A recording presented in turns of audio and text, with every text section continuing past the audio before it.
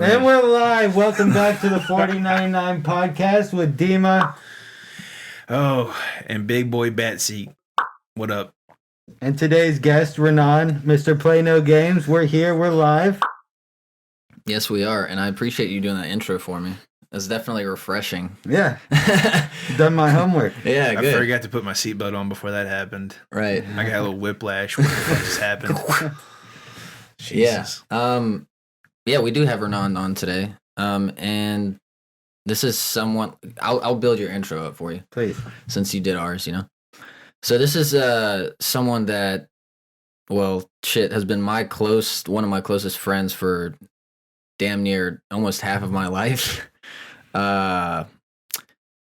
Really a really talented, I'd say, musician, but also enthusiast of life. And also prominent and becoming more prominent reseller in all things. If we're talking about, baseball cards, if we're talking about shoes, if we're talking about even coins of any sort, it's like anything reselling related, Renan's the man to talk to. So yeah, dude, it's amazing to have you in here. I appreciate that. Thank you, dude. Thank you for coming in. Yeah, it's something that I actually started picking up in the last few years. I was doing music for a long Reselling? time. Yeah. And I definitely will always love music, but one thing it wasn't doing, and that's making me money. Mm. And, in order to survive, you got to make that money flip. You do. So I started reselling, and it's been the best job I've ever had. Yeah, I mean, so we'll get into that because that's like more recent. But what would you say it's the best job you've ever or never had? Because it's not something you apply to do, Yeah, yeah. True. Well, the thing is, I'd say it's the best job I've ever had. Okay. Yeah. Right on. Because it's full time. It's full time. It's a full time gig, and I filled out the application. I hired myself immediately. By God, he's our boy. He's the man for the job. Great score. Yeah.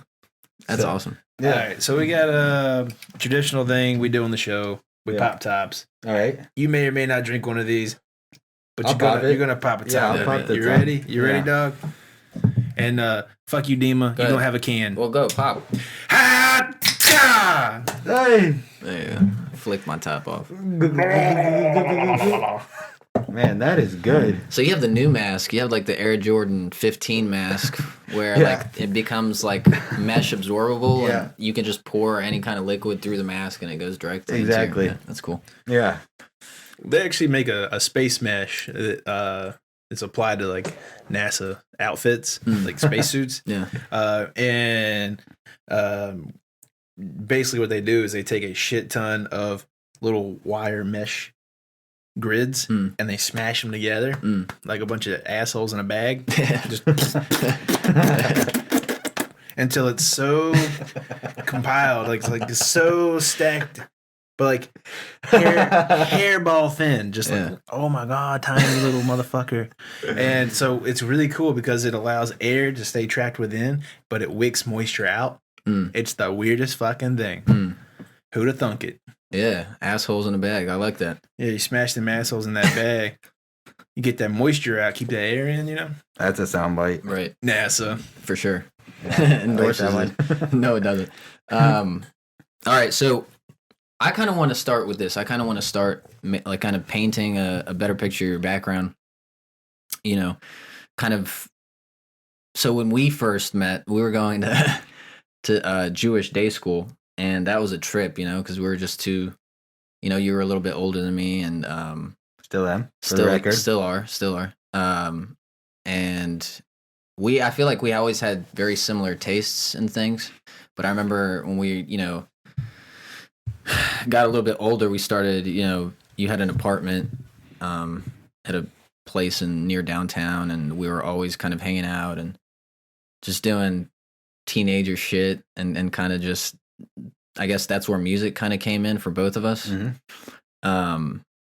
So this is when we learned that Dima likes to do hood rat shit with his friends. Yeah, yeah, exactly. That hood shit. He got pulled over when he was 9 because he stole a car. Damn, And I don't remember that. Is that true? No. I don't remember that happening, but Well- I'll take it. When he was 9, he'd have been in the U.S. for a year. Yeah. Maybe. Yeah. they'd have kicked the shit out of him, like boot him back to Moldova. Yeah, we're gonna go ahead and fly you Anyway. back. Yeah. Continue, please. All Um, right. So at this point, you're kicking it. You guys are Yeah. going to Jewish day school. well, damn, you It's weren't even at anymore. Like I think you were graduated at that point. Okay. I so- dipped out. I went to Yeah. Grimsley. Mhm. Okay, Mhm. so he's going to like High a school. Public normal school, public yeah. school. You're still in like Day school. Mhm. which I'm curious. Is there such thing as like a Jewish night school? If there's a Jewish day school, I don't mean like I know that there probably isn't, but like because it is illicitly Yeah. expressed as a day school, is there a night school? Mm, Like, can I learn in the Jewish community at night?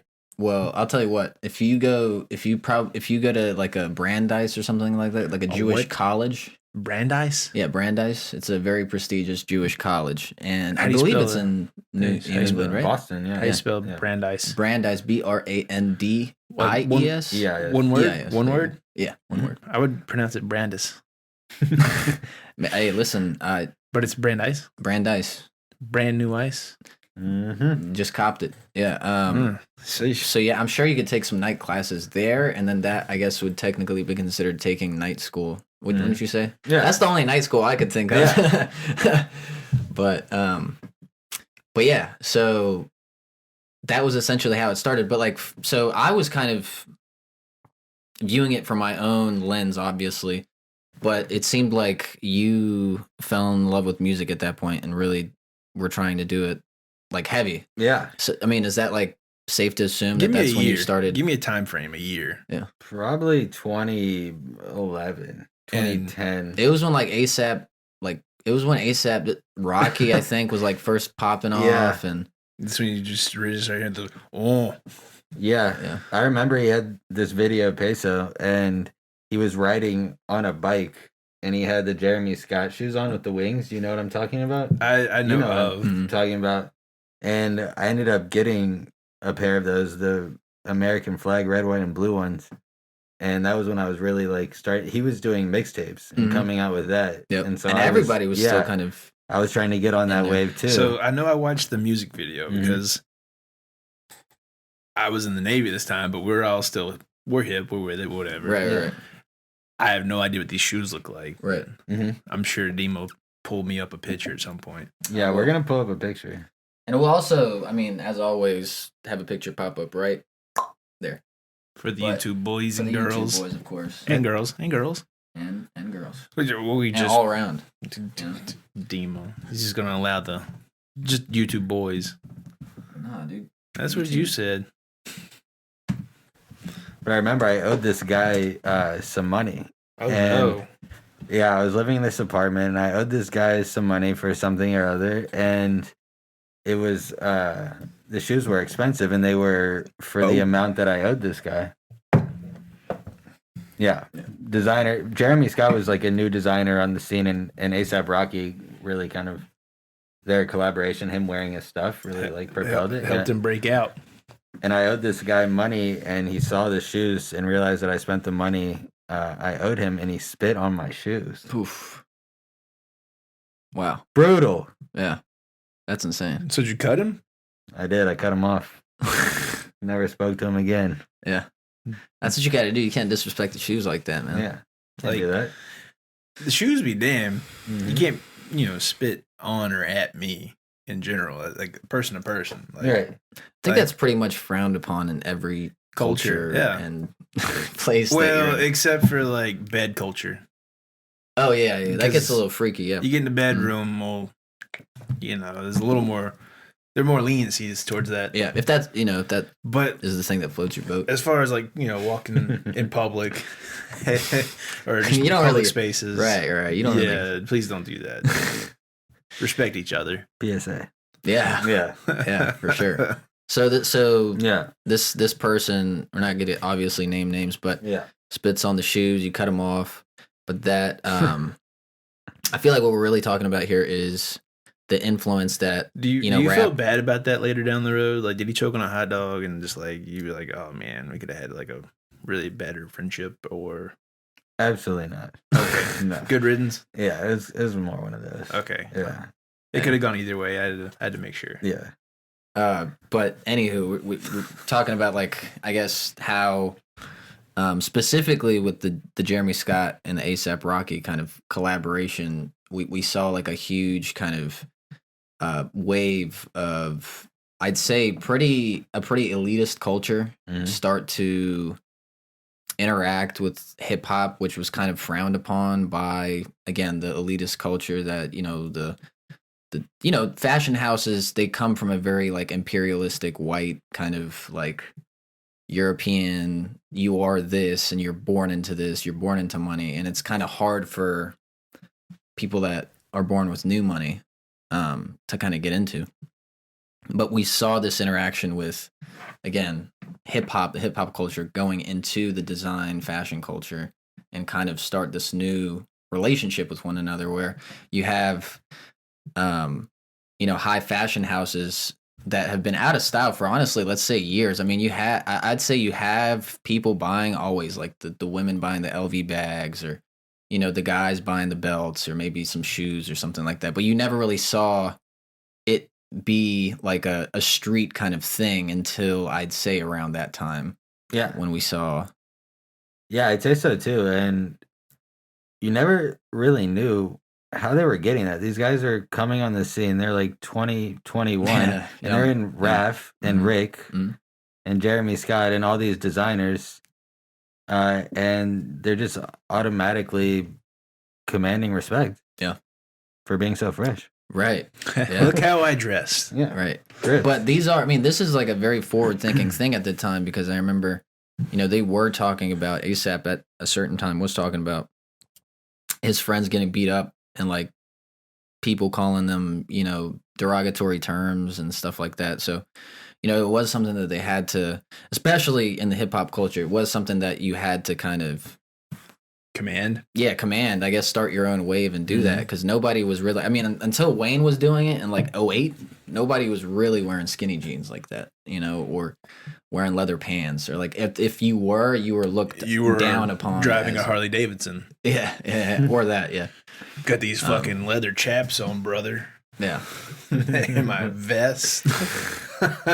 The jean jacket without the sleeves. Yeah, just imagine though, like if I were a Harley guy, a big old burly boy and a bunch of leather, and I'd be stopping at all the ice cream stands with getting the popsicles, they're so good, can't stop.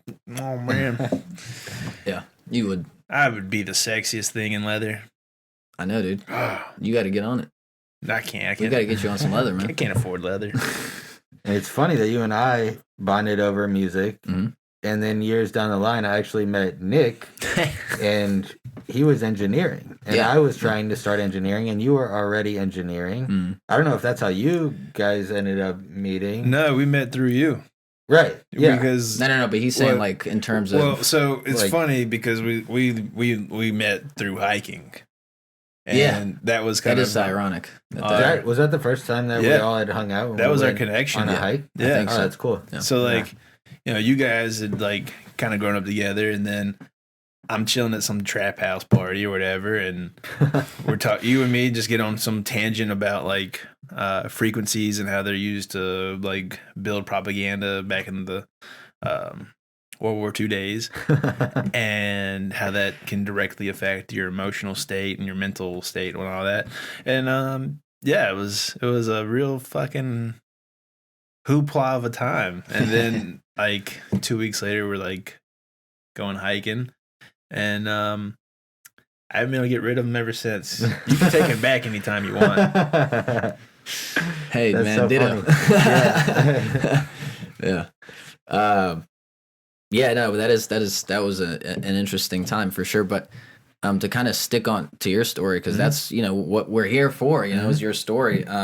So like after you really got into music, I think you had the group that you were a part of, and then you kind of, I think you went to Asheville somewhere along that timeline or whatever. But specifically music wise, who were some of the artists that influenced you like throughout your journey in music? And where is it now? Yeah, I mean, early days, I was listening to anything and everything I could get my hands on, in any genre, really. And then as it progressed, I just tried to expand my style and develop it further. And so, if I need to throw some names out there, probably in like 2011, 2012, I was probably listening to a lot of Drake, a lot of Lil Wayne mixtapes.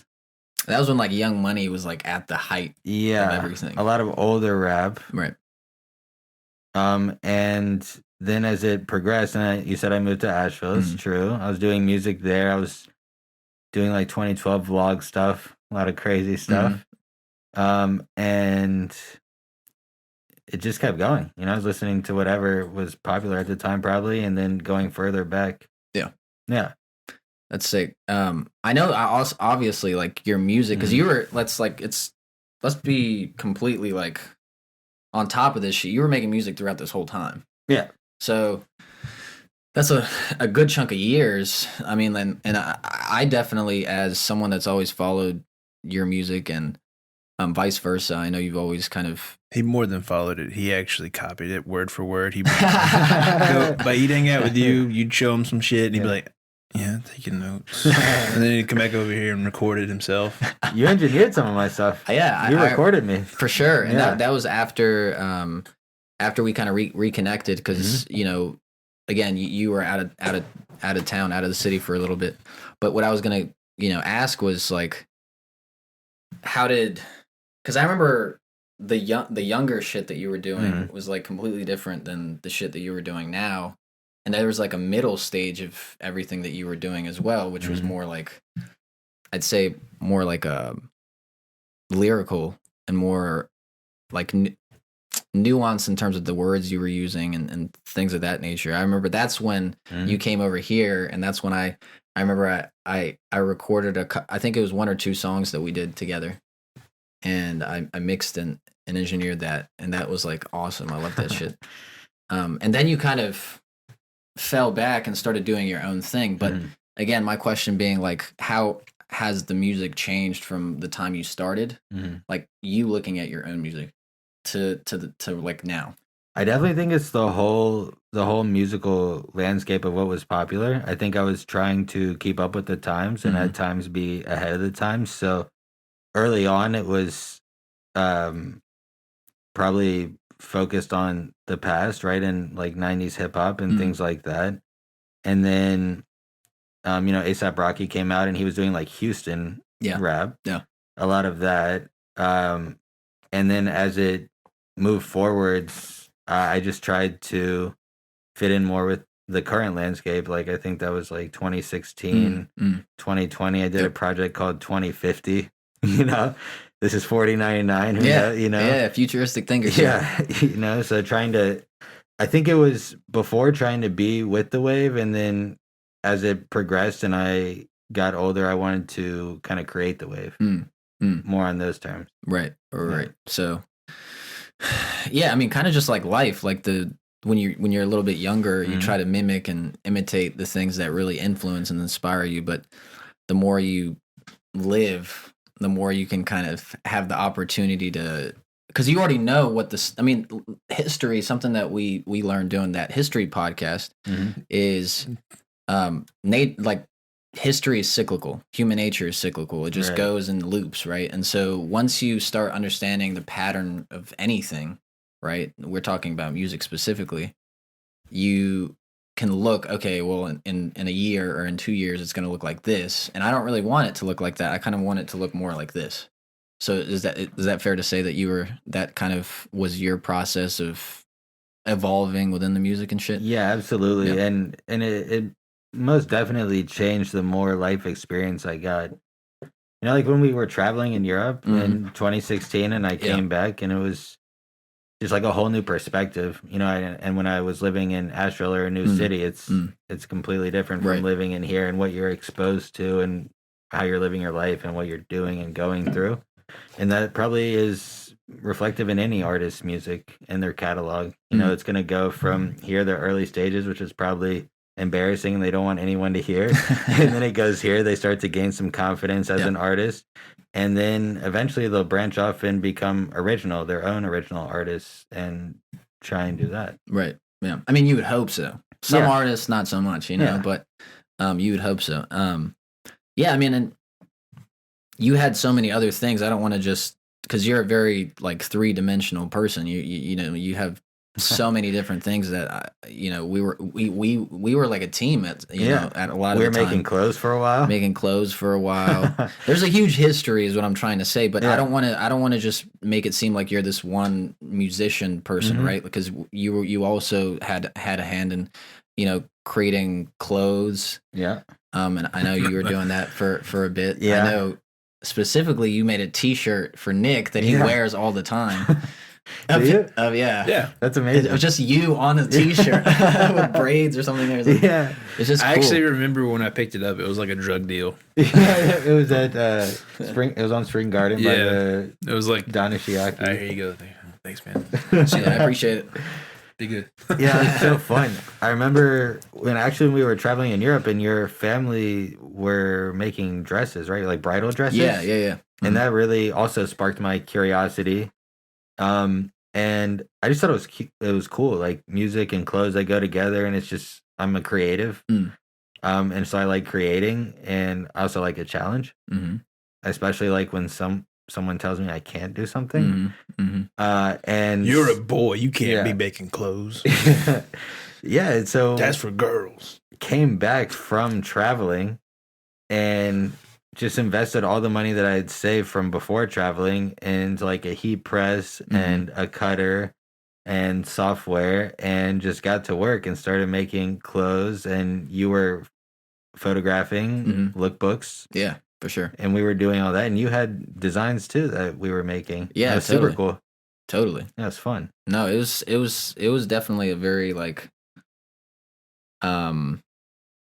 it was a good relationship, because we were always, I feel like we had a good time kind of just feeding off of one another. Yeah. And you would throw me an idea and I'd throw you an idea, and we'd kind of, work from the base, the ground level up. But let's see. So the clothing thing was really cool. I know you, like you said, you had your own whole setup ready to go and shit like that. So, no, it was a good time. It was a good time in life. I remember. I think something that you mentioned that's important though is you said that the more we live as artists, or you lived as an artist, the more like connected to the art you became. And I think that's super important to mention, because that shows how much you have to relate your life to art. It's like you have to make, like, some people draw like a line, right? Like this fine line between like reality, or like what I'm living my life, and the work that I produce. Like that's its own separate thing. And the reason I wanted to go back in history with the shit that you just said was, I think it's important for anyone out there that's creative, to hear that from you, is like, it's important, I feel like, to always draw that connection as opposed to that divide between the art that you're making and your life, because those go hand in hand. Like the more you live and the more you look at the shit around you, I feel like the more your art evolves with that shit. Because if you're looking at something and thinking, okay, well, that's a form of art, or like, I like the fucking way the colors are formed in that like staircase or something like that. All these like weird little things that you can relate art to. The more that muscle in your brain that relate, like that's constantly drawing relations to from objects to art, or from, people to art and culture to art, the more that art muscle starts to really work out. And I don't like that you call it an art muscle. That sounds gross. It's an art muscle. It's this little fucking muscle in the back of your mind, But yeah, no. That's why I wanted to go back a little bit. Was that? Don't be gross. I think that was a. Don't be grotesque. Yeah, and if you're having like a creative block, I think a lot of artists would or should take a step back and maybe go live their life a little bit and stop focusing so hard because you can't really force. That's a good art, point. You know? That's a good point. Yeah, it's like love, man. If you gotta force it, it's like what is it? How'd it go? Yeah. Love's like a fart. If you gotta force it, it's probably a turd anyway. I think that's how it went. I don't know where the hell that came from, but I mean, yes, that's entirely true. Yeah, for sure. Yeah. But yeah, no. So moving on from the clothing thing, because there's just so many. Before we move away from that, yeah, go ahead. Would there be anything you would want to express to anyone as far as like the do's, the don'ts, the things you learn? Oh, that is good. Like, I'm glad you mentioned that. Within clothes? Yeah, about like manufacturing clothes. Like, what did you learn? I learned a lot, especially about. I mean, it's so harped on, and it's so true. Is about building relationships and connections. Like, my first few jobs that I got through freelancing and doing that was through the school I was going to. I didn't build. I made jerseys for like one of the coaches, his youth team that he was associated with. Okay. And only because I started a conversation with him and built a relationship, and later on the line, he gave me that opportunity. So things.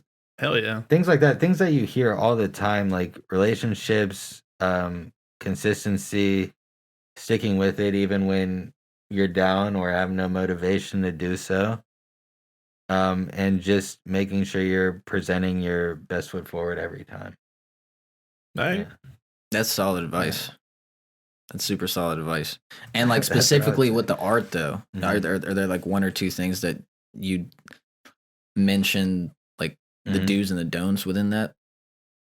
I would say don't rush a design. Don't rush the creative process, because a lot of times you'll probably be impatient. I know I'm extremely impatient creatively. Like if I'm making a clothing design or even music, I want it to come out of my brain and into reality as fast and as fluidly as possible. But that's not something that you can really force or rush. Right. And I would also say, don't be opposed. Don't be closed-minded. Don't be opposed to anything within your art. If you think something's kind of stupid or a design's kind of dumb, just put it out into the universe and see what other people think as well, because you can be your own worst critic sometimes. Totally. Yeah, for sure. I definitely know what you mean. Yeah. I'm sure there's a lot of people out there that know what you mean too. Absolutely. Because it transcends just making clothes or anything, like in general and on some life shit. Yeah, that's important. But yeah, so kind of moving forward from the clothing and from the music, because we get to honestly talk about that all day, is I like at some point, recently I'd say in the last 2 years, maybe a little bit longer than that. I remember you had a job kind of selling shoes and stuff like that, and you were just killing the game. And I'd always like known you to be a very, first of all, persuasive person, and second of all, a very like business minded and very strong in that sense of seeing something and being able to make a person even want to buy it or have it. Do you know what I mean? Yeah. And so like a hell of a salesman, right? Just a hell of a salesman. But I think it's more than just a hell of a salesman. I think that takes a certain marketing skills and a certain like brain to really, because what you're doing essentially is, do you guys remember that Wolf of Wall Street movie? Where the guy was like, sell me this pen in like 30 seconds. Like that actually takes a form of like artistic thinking, right? To sell something that is pretty much insignificant to a person, right? So I kind of saw that in you earlier. And it was funny because, you were so concentrated, as you should have been, on music and all of this, creative shit, that you were just like, maybe I'll do something with this. And then like I think a couple years went by, and then that's when you really got into reselling shit, right? And to that whole market. And I remember us having a conversation, And, that's when I remember like shoes were just going through the freaking roof. Like everybody was just, I mean, the market was like, I think I read an article that it was somewhere near $3 billion market for just shoes, in general. Just reselling. Obviously the shoe market's way bigger than that, but just reselling specifically. And you got into it heavy. So I want you to run us down on just like how you got into that. Like what was the thought process? I'm like, okay, well, I should actually do this and try it, right? So the narrative, right? Yeah. So I used to sell shoes in a store, and I was a good salesperson, and I think more than a good brain, it takes a good personality. You need to be able to connect with people, and that's fortunately a gift that I have, and I can put myself in someone else's shoes and understand why they might want this particular shoe or whatever it is that I might be selling. But I had a friend while I was working at a job as a delivery driver who said he could get me shoes and I could make some money off them. Shoes that were going to be released the next year, and like 6 months from then, all I had to do was put in a pre-order and I would get the shoes 6 months from then, and I could sell them. Yeah. I was like, bullshit. It sounded like too good to be true. Too good to be true type thing. So I trusted him. I put in $1,600 worth of a pre-order. I went about my job, my life, for 6 months. The shoes came out. They went bananas. A month later, my shoes came to me. And I started selling them, and I made like a $900 profit. And this is your first time around. My first time ever flipping. Yeah. And not only that, I think it's important to mention, you waited 6 months. So like you spent $1,600, excuse me, and didn't see that money for 6 months. So it was a legitimate return on investment. Right. Absolutely. And the whole time I was probably a little bit unsure about whether it was going to really happen. You're like, did I just get fucking jived? Right. But luckily it was one of my good friends that I grew up with, and he had been doing this for probably 6 to 7 years at this point. He already knew what he was doing.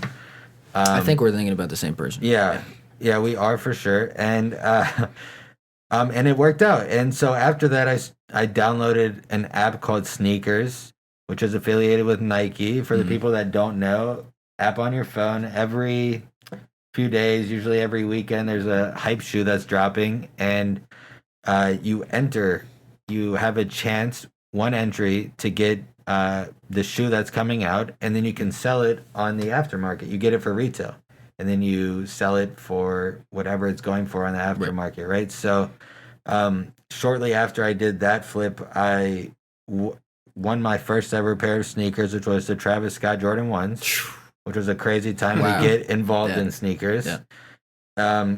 And that just really propelled me into finding more. I was so excited by that because I'm working my job making $400 a week, and I hit a sneaker that's selling for $400 profit instantly. Yeah.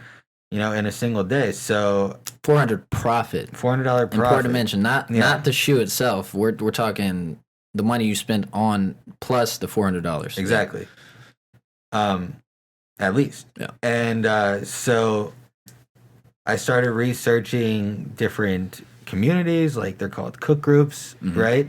And different YouTubers, and just figuring out more about what all of that was. The market, how it works. Yeah. The big players. It's kind of just like getting into anything business related, right? Like building your own brand, really. Right. So you gotta understand. You learn your market. Right. Yeah. You gotta understand your market to know where you fit in and where you can kind of work. Right. And I'm extremely curious and inquisitive, and so I ask a lot of questions, and so I kind of caught on pretty quickly. But I do remember when I was selling that Travis Scott Jordan 1, I used GOAT, which is a platform like StockX, if you've heard of it, where you can sell shoes and apparel, hype goods. And I was working near a UPS store, and I brought the shoes there in the box, and I printed out the label at the store and gave it to the person that was working there, and she was kind of new. and there were other people in line with other labels and boxes, and she put the label on a different box, and so my Travis Scotts ended up getting shipped to like some random warehouse in Iowa. I found out like a week later. Wow. I'm calling them on the phone every day for a week. I'm like, have you seen my shoes? Like, where are they? Where are they? 'Cause this is one of my first. Right. I mean, this is the first time this and has ever happened. How much are these worth at this point? At this point, the retail is $180, and I had sold the shoes for $800. Yeah. Yeah. So I'm still making, like $400 a week. So this is a week, 2 weeks worth of pay. Right. And so I'm calling every time, and fortunately, the customer service person for the warehouse said that they arrived at the warehouse, and she sent them back to me. Okay. And then I ended up selling them again, but this time I started affixing the labels. Sweet angel. Yeah, it's so amazing. But yeah, I started affixing the labels before I went, and just was able to drop them off. There was no confusion. That was an early on mistake that I learned, and fortunately, I didn't have to pay a hard price like losing the shoes, because I could have easily. So anyone that's out there that's getting into the business, that's Do number your own one. label work. Yeah. Don't be prepared. Don't when you trust go to the post office. Yeah. Yeah, don't trust those clowns. Yeah. The trick of the trade. Yeah. But then, so you sold that first pair of shoes, made I'm still a waiting on some significant- mail. I'm still waiting on some Valentine's mail to come. What Yeah. month is it? It's almost April. Oh man, I don't think you're getting that, dude. Maybe next year. Maybe next Right. year, dude.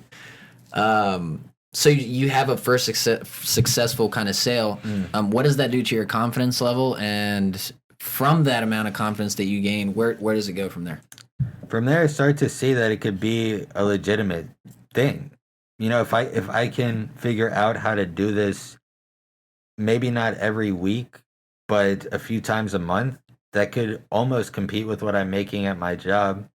And so I tried to figure out how to scale it. And it's funny because I went to Ross. This is like 2019, right? Okay. I went to Ross, TJ Maxx, and I put like a bunch of shoes in my cart, and I'm sitting there looking them up on my phone on eBay, saying, okay, I can get this here for $39.99 and I can sell it for $79.99. I was trying to do some quick flips.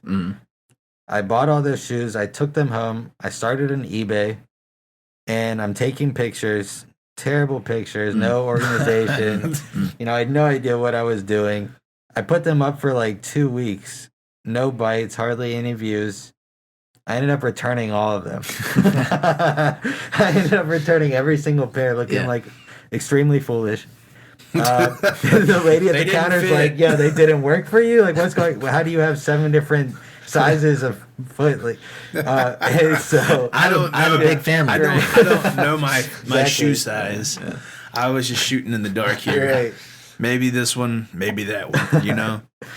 And so I figured out that probably wasn't what I wanted to do, and so I took it a little bit more slowly after that, and took a step back and decided how I was going to approach it. And I figured out that I wanted to get into botting, which is software on your computer that now this gets a little controversial here. A little controversial. I'm sorry for also complicated. Yeah. It's not an easy thing to do. A lot of people complain about botting and says that they're taking all of the inventory, all the stock. No normal person can get it, which is true. But it's extremely resource intensive. It's not easy. It takes a lot of capital, a lot of learning, a lot of trial and error. And I've been doing it for 2 years, and I would not consider myself remotely successful at it. I have a long way to go. And so for the folks that don't exactly know what that is, can you explain it and run people down real quick on it? Essentially, botting is a program on your computer. It's software that you pay for, which it's extremely expensive in itself. They can go anywhere from, on the aftermarket, $500 up to $18,000. And they have renewal costs either monthly or yearly. But you get a Honda. You could get a lot of things. Yeah. You could buy a lot with it. And the thing is, it allows you to buy things that other people aren't able to buy, and then you resell them. for a huge markup a lot of the times. So in an example format, there's let's just say example, right? Yeah. There's a Ford Bronco that just released, and that's on. Fuck you. You're buying. Fuck I'm you. doing this specifically for him, and everyone wants it. There's a huge demand for it, and the only way you can get it because of this crazy pandemic going on right now is to get it online, right? And because there's such a huge demand for it, and you can only get it online on their website, there is like, let's just say 10,000 people trying to get this when this car drops at 12 p.m. today, right? But because a website can only hold X amount of people and has X amount of orders, sometimes it's literally just gets into the orders, but sometimes there's so many people that are trying to buy something, the internet just crashes, right? But specifically for bots, let's just talk about the stock, right? Because that's usually what it comes down to, right?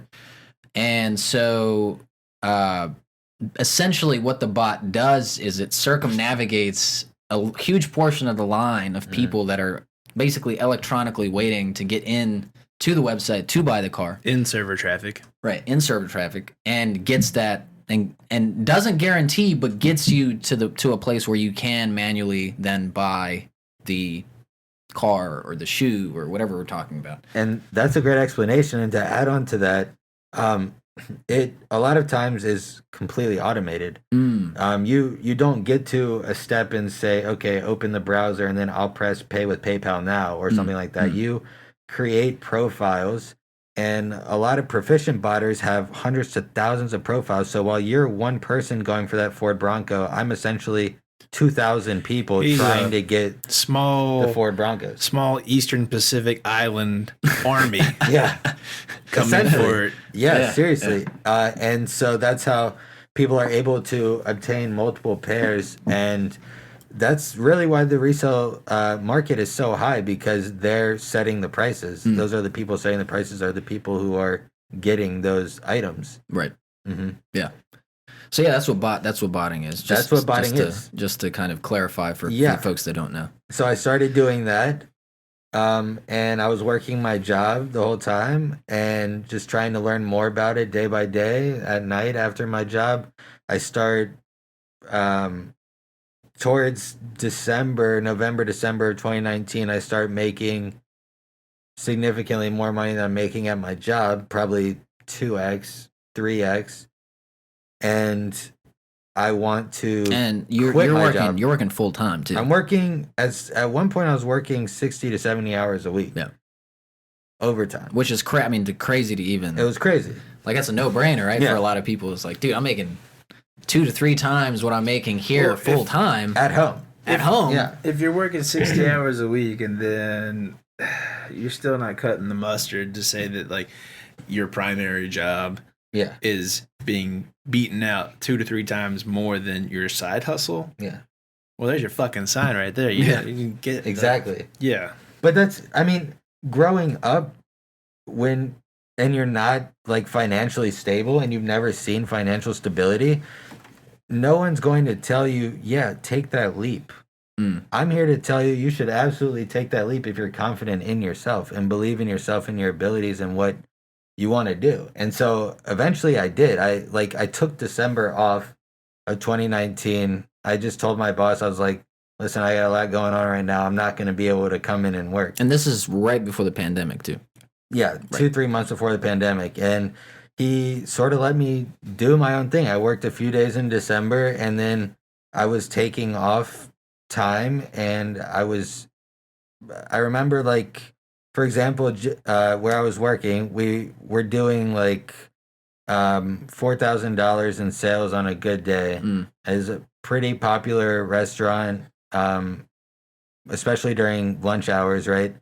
And one day in December, on my eBay that I slowly built up over the past few months, I did like $6,000 in sales in one day. And I was like, my boss is texting me, and he's like, we had a crazy lunch today. We did this much in sales. And I'm sitting here looking at my eBay notifications. Me and too, I'm like, dude. Yeah, me too. I'm like, this is amazing. And so January comes around, and I'm like, okay, I need to take the mornings off, because that's when my work at home reselling is the most busy, 10 a.m., 9 a.m. Right. And that's when my morning shift started. Mm-hmm. So I took those hours off, and one day I started reselling tickets in December, January, right? And so I was going for My Chemical Romance tickets, and at the time, the resale on those was like $500 for a few tickets, right? Now, I'm sure this probably confused people because people aren't thinking like this, right? So, like, reselling tickets, right? What? Right. That's a market, huh? I'll explain. Tickets for example, My Chemical Romance hadn't toured in an extremely long time, so they announced a comeback tour for 2020, which was going to blow the top off, right? And the fans were super excited, and I was able to obtain the tickets, right? And so for artists like Jimmy Buffett, those always resell. Billie Eilish, artists that are growing in hype, just like shoes that are extremely hype, right? Right. Those things that are hard to get, if you can secure them, you can resell them, right? So I was able to secure them. My boss wanted me to come in, and I said I couldn't because I had to go for that day. Right. He said, it sounds like you're not really in the job anymore. I was like, yeah, you're right. He's like, I think you should probably, call it. I was like, I think it's time. And that day, I ended up securing like 16 tickets or something. Man, yeah. And like each 2 or 4 pack was like $500 profit. So it was like a few $1,000 profit that I was going to make off that day. And that's when I knew, I was like, okay, it's time. Like I'm ready. Right. And so early February of 2020, I quit my job, and then COVID hit like 4 weeks later. Did you get those tickets offhand before COVID hit? So what happened with all of my tickets were they were pushed back until like a super far date into 2021. People were panicking and canceling their orders through Ticketmaster or StubHub, wherever you were selling them. And so I sold a lot of the tickets. I held some tickets and ended up selling them for pretty much break even or a very small profit. Right. In July or something like that, because they kept pushing the dates back to like October 2021. Then you're playing with a lot of uncertainty and a lot of capital at that point too, because like the numbers I'm talking about, it's not taking $20 to make $500. You're spending $1,000, $2,000, $3,000. You got to make that money back. That's rent. It's significant amount of money. But I think something that I definitely got out of all of this, and again is important to hone in on, is you got the boss contacted you and he was like, dude, I mean, you're not taking this shit seriously. It's time to call it. But like that moment to me, I think was like a very important moment to go back in on, because that was your leap of faith. And before we started talking about the shit that we just mentioned, you were saying that a lot of people that don't come from financial stability background don't know how to take the leap. They'd rather stay in, I guess, quote unquote, some people call it the rat race, safety zone. Right. Yeah. The safety zone. They want to stay in like inside the buffer area where they're like, I'm not living a life of grandeur and I'm not having like the best time, but I've got health insurance and I'm safe. Right. Exactly. I can live paycheck to paycheck, brother, and just pray for $15 an hour minimum wage. Yep. In which case, the cost of living will skyrocket, and we're fucked. Yep. That also, let me not get into that. But that's another episode. That's another episode. That's the what will history happen, episode, right? But no, I mean, again, to kind of harp on that moment is you. Don't be afraid. Fill it out. You'll know when it's right. Yeah, and that's probably the strongest indicator that you should take that leap of faith is when you're start facing having that like thought. You're like, shit, it's time. Like, It's something my granddad always says, not Mac Attack. The other Yeah. But he says if you're thinking long, you're thinking wrong. Like if obviously there's some issue, there's something in the road ahead of you that looks like you need to think about this, well, then obviously what you've been doing has to change now. Like, I mean, that's like the layman's version, the way he was saying it. But yeah, it's if you're having that conflict, it's so true. Yeah, and it ended up working out for me. I'm extremely fortunate, and I work hard at what I do. But I think that applies to anybody that's trying to make their own way. Right? Is when you're uncomfortable. I mean, that's when you're growing. That's that's where growth comes from, is being uncomfortable and doing things that are uncertain. I mean, if you're trying to do something that's never been done before, right? Like totally far-fetched, maybe get some feedback from people. You said, and you said it perfectly. You got into it, and when you're getting into any new thing, especially business related, there has to be this period of research. There has to be this period of understanding your market, right? And that's exactly what you did. Yeah. I mean, you started small, you did a lot of research, a ton of research, and you got in there and your first sale was successful. And that was because you had done all the research for it, right? It's not something that you could just get into and just buy something, right, and expect this huge profit, right? It's something that you have to, it's like getting in the stock market, right? We talk about this all the time. Sure. Whenever we're hanging out, is like, you can't just, expect luck every time. Like if you buy something and, historically it doesn't have huge profit margins, or it doesn't have what are called like blue chips, right? Where it's like historically the stock, or, this shoe, right? Or rather than the shoe, let's just say a shoe company, right, has not been doing well. It's a smaller probability that they'll have a product that will shoot through the roof in terms of profit. Saying you're mitigating, you're dealing with risk, right? Evaluation. Yeah, I mean, there's been tons of times where I've gone for things that have completely bricked, or I've failed to profit on, or I've had to return, or I've broken even, or sold for like $10 profit after spending $250. On a single thing. There's been drops where I've spent $2,500 to make $2,550. Make $50 profit off of the $2,500, and those are things you kind of learn how to figure out in the market. Like what you said, what's doing well now, what was doing well, what will do well in the future, and you kind of decide how to navigate through your capital with that. Right. Yeah.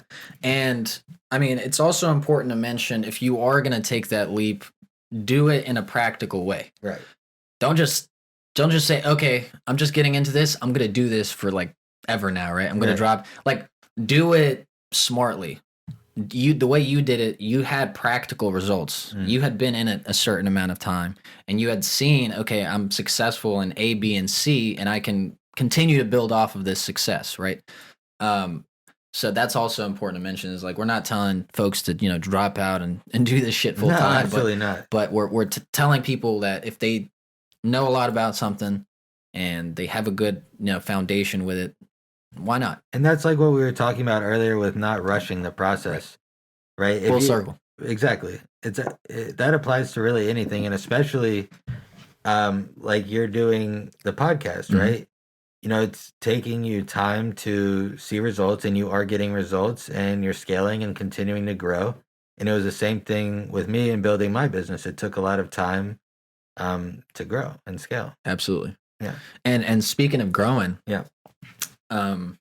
then from the shoe thing, right, you started to kind of branch out into different places in the reselling market. Right. And I remember, we were talking about you doing the cards, right? Like the baseball cards and the Pokemon cards, and then you going and doing something like coins, right? I'm not sure what the specific terminology for coins is. It just coins, or is it like a term? Let's just say coins. Coins, and then all these different things, right? Like how did that happen in your mind? Like what made you kind of start diversifying the portfolio a little bit? The biggest thing was, like I was talking about, having failed investments, so to say, where the margins really weren't great. And shoe drops aren't every single day, but oftentimes there are things that you can make profit on most days of the week, right? And so I'm a margins person. If I see that I can make, 40% margin on, let's say, makeup that is selling out from ColourPop or something, right? And I'm able to obtain that and I can resell it on the aftermarket, I probably would. I know a thing or two about makeups. Yeah. Watch episode 13, folks, if you haven't already done so.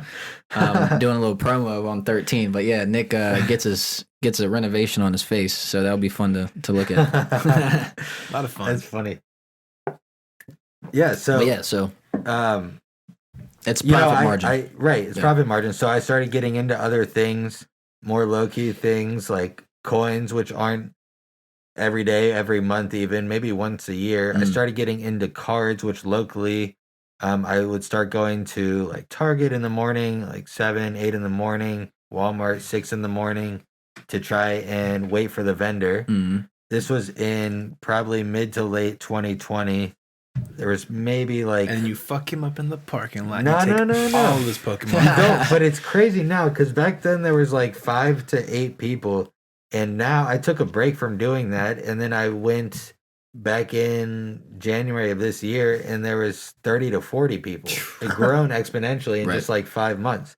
And now I remember I went into Barnes and Nobles for the new Pokemon set that was coming out. I went last month. And I was asking, do you know when you're going to get this set? And they said that people had started harassing the vendors, following them in their cars. Good God. Someone even pushed over a vendor trying to like get product. Like people are just being so disrespectful that it's kind of like not even worth it for most people to try and get that. And there's a lot of people online complaining about these people that are harassing vendors. They're making it so difficult for everyone to get it. Like people want to get it for their kids and collect and open.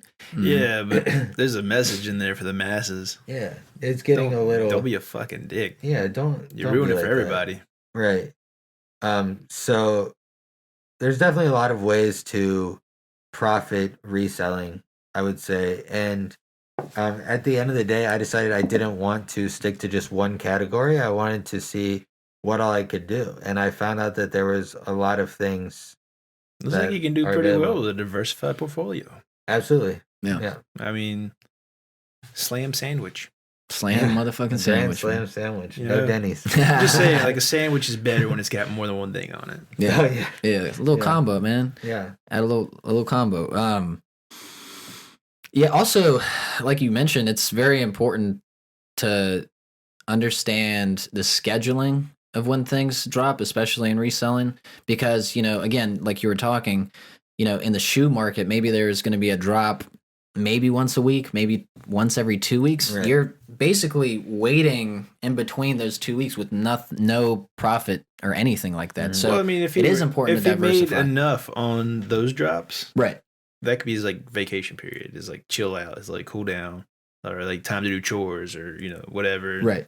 Time to. Yeah, I mean, if you made a killing on a pair of shoes, which you have, there'll always be like a recharge time, but a lot of the time you don't get a Grail shoe in there that makes that crazy of a profit. That's fair. That's fair. Able to financially do that every month. You have to get enough of them anyway, right? And it's never enough. Like in the beginning, I thought that I would be fine, with a few $1,000s of capital.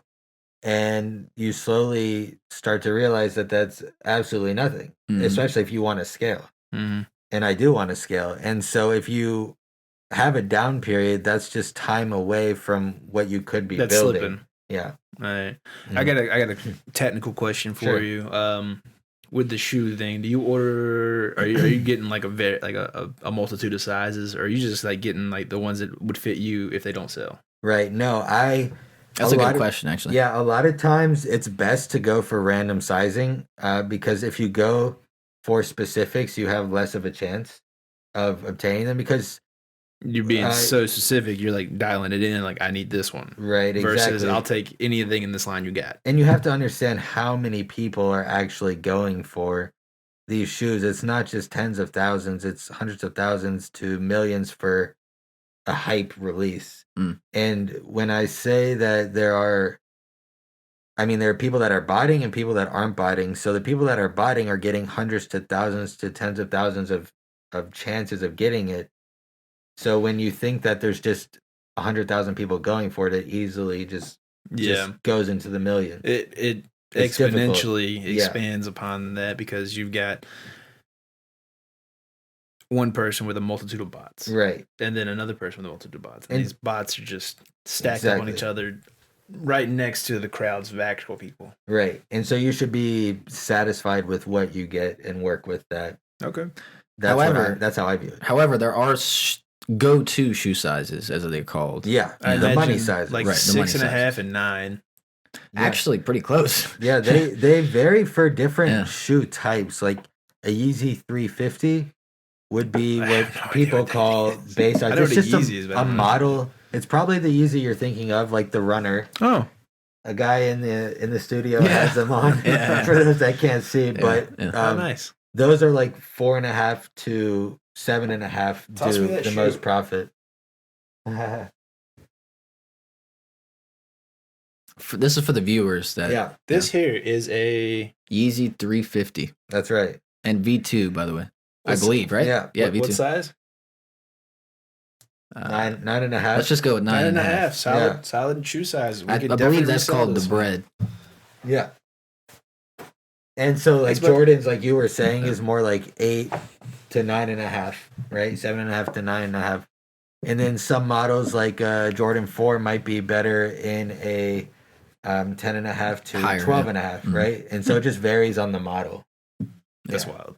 That's funny. Yeah. But that's just trick of the trade. I mean, you learn these things the more you get into it, the more you sell and things like that. I mean, to kind of move on to, I guess, the last portion of this is I want to ask what you have going on right now and what your goals are for the future of just how, things are going for you and things like that. So my goals for the future are to continue growing. Mm-hmm. I don't feel like I'm at where I could be at and where I want to be at. It's a constant effort to improve and learn more. And currently I'm trying to move to Charlotte, which is a bigger city, which will hopefully give me a fresher perspective and more opportunity. And a drive, right? And a drive. Mm-hmm. Yeah, I was watching an interview recently and this guy was talking about how every morning when he wakes up, he makes his bed and he makes sure that his area is clean because that's how he wants his day to be. Mm-hmm. He wants it to be fresh and he wants to be ready to attack the day. And that's who you surround yourself with. That's where you're living. That's what you're doing on a day-to-day basis. And so I think that will be good for me to live in Charlotte and to see a new environment. Mm-hmm. And so I want to continue to just grow. I have goals for myself that I want to see in profit this year, that I want to see in sales. And I want to expand my network of people that I can help also do this. Mm-hmm. I want to get other people involved because the reason I was doing music, the reason I was doing clothes, my whole theme throughout my life is I love helping people. Mm-hmm. And so eventually I want to be a teacher for this as well as I learn more and know more. Absolutely. And succeed more. Yeah. 100%, dude. 100%. Yeah. And, that is important to mention. You're talking about more of like this, it's actually a psychological thing that happens with people when you were talking about just even the cleanliness of your room, right? A lot of the time what surrounds us is a direct reflection of what we have going on inside of us, so there's a kind of a theory out there, right, that if your room is just dirty as shit, that a lot of the time that's what we have going on inside. We don't really care, we're all over the place. And essentially what happens is there's this link between the space that you exist in and then your internal state in general. So, that's it's an example of your modality. It's what's going on up here, out here. Right. Exactly. So that's a very smart and good point. And you were talking about Charlotte, you wanting to scale, you wanting to expand. That's the biggest city in the state. That's the biggest city in the state, you know. So we're shooting for the stars here. I'm going for the big pond. We are. But you know, to kind of finish this off, I wanted to just touch a little bit on scaling, right? Mm-hmm. In any kind of business, the most of the time there is a desire, and the end result is to always scale, because that's just who we are as human beings. We always want more and more and more and more. And that's a very healthy place to be at. So in terms of scaling within reselling, how does that look exactly? Because reselling is a new thing, right? So how does that look? One might think that it only requires just like a ton of capital, right? Because if you have more capital, you could buy more things. Right. I would add to that patience. You know, I'm not expecting to start selling 250,000 of goods next month, right? It's going to take me time. And I think that it's just something that you have to kind of let come naturally. It's, again, something that you can't really force. Right. So I'm going to do that over the next year, really. I don't expect to scale. Like when we talked in October, we were hanging out. I said I wanted to scale. I took time off during COVID from reselling, from working, and was just taking time to myself, right? And when I came back, I wanted to jump in and scale immediately. Right. And I did. I started scaling immediately, and now I'm giving myself, so that was from October till now, which is early March. Yep. So from March until the end of this year, December, I want to continue to scale, continue to get better at what I do. And it's just going to take a lot of trial and error, a lot of effort, and consistency, repetitiveness. Absolutely. Yeah. So it's like anything, you know, you got scaling is not only like a materialistic thing in terms of money and gadgets, right? All types of things, but it's also a very internal thing where you have to, again, relating to the room thing, right? Yeah. Internal is external and vice versa. You have to get your mind right. You got to get your mind right, and you got to scale in your mind. So what is that? More research, more homework, you know, just more confidence, more belief in my ability to scale. Exactly. Because if I told myself that I would do less well than last year, then that would probably be true. But if I said I'm going to 2x what I did last year, then I have a better chance of achieving the 2x this year. Absolutely. Yeah. And we wish you like the best. Thank you. Luck. But, you know, we both know that you don't really need any luck. It just comes down to just work, right? Work and hustle and just to prove to the universe how much a desire you actually have to do it. But we nonetheless, thank you. Symbolically, we give you luck, man. Thank you again so much for coming in, dude. It's been a huge pleasure. I know especially when we first started this podcast, I think me and Nick both had you in the back of our mind to do this. But it's actually a really good time that you come in, because we've already had, like you said, we scaled, right? And we've already had a certain amount of experience, years of friendship, right. So I think you came in at a perfect time, and it sounds like you're doing really well for yourself. So congrats, man. Thank you, and I appreciate what you guys are doing here on the podcast. I'm a fan of it. Thank you. Yeah, and I had to mention that before we close it off, and I appreciate the opportunity to be here. It was a lot of fun. Absolutely, dude. Absolutely. And shout out to all the pairs. Shout out to all the pairs, and shout out to that pear licking motherfucker in that couch right there. In the 350s. In the 350s. Aaron. Shout out to Aaron. Yeah, dude, all the best to you, man. Thank you so much. And this has been another amazing episode at the 4099 Stop. podcast. Cut it. I think he should cast us out. Oh, shit. Yeah, you started this. You might as well finish it. I did. Go ahead. Thank you all for watching the 4099 podcast. Dima, Nick, myself, we'll see you next time. Stay up. Night.